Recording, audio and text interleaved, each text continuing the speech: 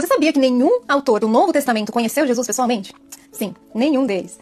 Os evangelhos foram escritos décadas depois da morte dele, por pessoas que nem falavam a mesma língua, não viviam no mesmo lugar e nunca estiveram ao lado dele. Os nomes Mateus, Marcos, Lucas e João não estavam nas capas originais. Esses textos eram anônimos. Só ganharam esses nomes depois, quando a igreja quis dar mais autoridade ao que já circulava nas comunidades cristãs. O evangelho mais antigo foi escrito quase 40 anos depois da morte de Jesus. O mais tardio, até 80 anos depois. Nenhum foi escrito na Galileia ou na Judéia. Nenhum começa dizendo eu vi ou eu ouvi.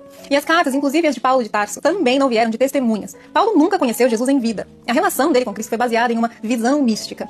Ou seja, a história que chegou até nós não foi contada por quem esteve lá. Ela foi construída, editada e atribuída a nomes conhecidos muito tempo depois. E é aí que está o ponto que quase ninguém fala. Quando você lê os evangelhos, não está lendo o relato de quem caminhou com Jesus. Está lendo a interpretação de pessoas que ouviram histórias sobre ele. Fé é uma coisa, história é outra. Historicamente, a verdade é simples. Ninguém que escreveu sobre Jesus o conheceu pessoalmente.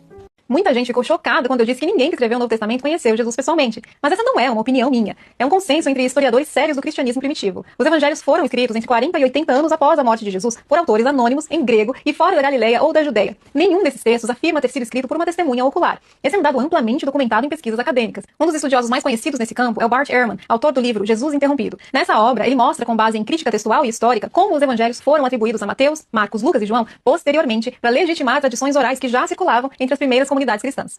Outro nome fundamental é Elaine Pagels, autora de Os Evangelhos Gnósticos, que demonstra como diversos grupos cristãos antigos difundiam narrativas diferentes e muitas vezes conflitantes sobre Jesus. Isso evidencia que a história não veio de um ciclo íntimo de testemunhas, mas de interpretações teológicas múltiplas. Também vale citar John Dominic, cofundador do Jesus Seminar e autor de O Jesus Histórico. Ele analisou milhares de fontes antigas e concluiu que os evangelhos são interpretações teológicas tardias e não relatos diretos dos acontecimentos.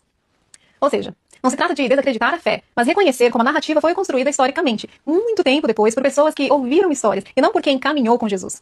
Mas e você? Também sabia disso? Comenta aqui.